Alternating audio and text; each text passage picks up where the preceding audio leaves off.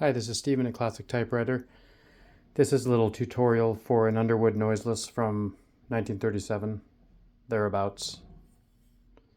Similar to the Remington Noiseless Model 7, the Underwood Noiseless, it says 77 there, and it says Underwood Elliott Fisher Company down here. And so essentially, aside from the branding differences, they're identical. Usually the decals aren't quite this nice. These get rubbed off with polishing. So mostly through history, you'll see if they're silver, it means the gold has been rubbed off over top, or they're missing entirely. So let me show you a few of the essential features. One of the most non-intuitive ones is the carriage lock. So I just lock the carriage, which happens a little clip down here. And to unlock it, you just pull this out. You see what I mean? There we go. Sometimes it's a little bit stiff. To lock it, you push it in while you're pulling this knob down, and then you just move the carriage out of position, it'll be locked. It should be locked if you get one from me when it arrives. This releases the rollers, catches the rollers. This has new rubber, very beautiful.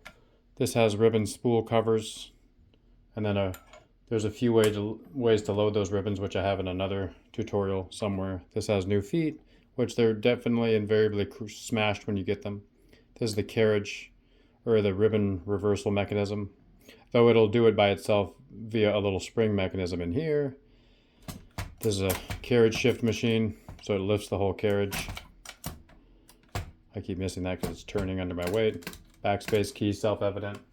Margin release. When you get to the end of the line, you set the margins by pushing this button and sliding these over. Tab is set by these physical keys back here. Notice too that this folds down. So when you push tab, it'll stop it wherever those keys are. And I was going to demonstrate the margin release. This will lock typing until you push the margin release button, then it'll start again. Which that's not working, so I'll have to fix that in a minute. These are the carriage release levers. These are just paper holders. They hold it closer to here, so it's quieter. Most machines of the era have this, though this does a decent job of holding smaller papers. There are some little other card holder, paper holders down here, which you can release or lock based on a little switch in there. This little switch here is single or double or triple spacing. I don't know if you can see that. Just move that switch down for triple. Double, single is all the way back. Another carriage release lever. Notice the ratcheting. This button will release the ratcheting so it can roll freely. There's a left side page guide, ruler bar, serial numbers here. Trying to think of what is going on with that margin release, but we'll get to the culprit. This is red type, lifts the ribbon vibrator high. Black just lifts it so it strikes the black. This blank doesn't lift it at all, in case you want to just do a clear imprint or use like a whiteout strip as they did in the old days. So let's do a little typing on this thing. See what it does. Notice that most of these older machines have an open bottom.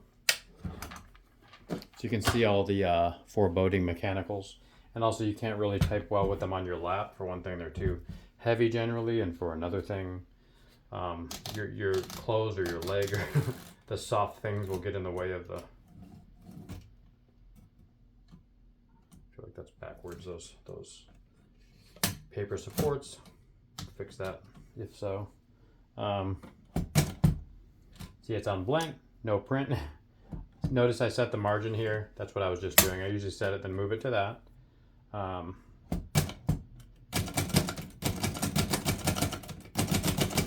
You see how this is a pretty quiet when you hear the kind of thump versus the regular typewriter clack. Notice I just did the carriage twice to get double space.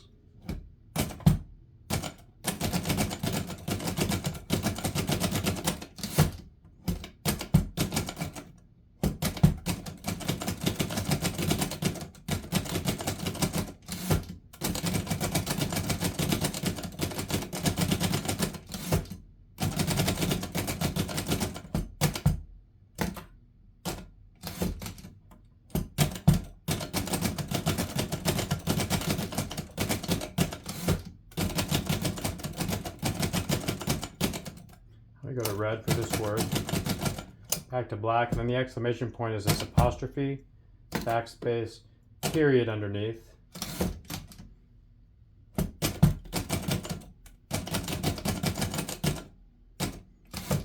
See, the switch isn't that accessible, the double space switch, that's why I just do 2 of these. And on some machines it is. Also, this wrist is a little sore, so if you see me coming over here for certain letters, like this is sort of a painful.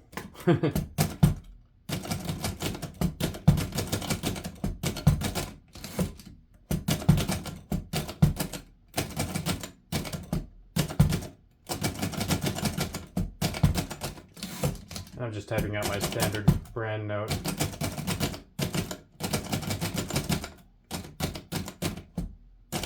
This one's nice and quiet because some of the rubber's been replaced and the upper and lower comb stops are in good condition. And it generally looks like this. It has a little bit of a light impression. Based on the noiseless mechanism, which it's named for what has this hinge in here and a bar here, it just kind of catches it right before it hits this and stops that slapping sound. So it's more of a thuddy thump. I'm gonna lock this again. And there you go. Stunning, beautiful, gorgeous machine. One of the pinnacles of typewriter history. Again, the Underwood and the Remington are the same. Some people are very attached to one brand or the other. The Underwood's a little bit noiseless in good condition. I mean, a little bit rarer in good condition. The Remington's more ubiquitous, however. They're identical, so some people are like, I don't want that Underwood knockoff. I want a real Remington, and vice versa. So, you know, I would go for the one that's in best condition. Most of them are 10 character per inch. Like this, and some are 12 character per inch, which is a smaller typeface, more like 10-point font in today's parlance. And sometimes this rubber in here gets melted down. We can get replacements for that. It gets a little hard and crushed.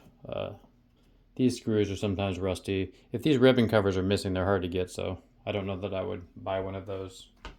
I love this carriage return lever design. It's very ergonomic and beautiful. This curve, it's nice. Nice design features on this thing. And the weaknesses are there's these little spring, they're like wire springs where the bell was. There's one in the back there, and then there's one on either end of these carriage releases. Those tend to break a lot.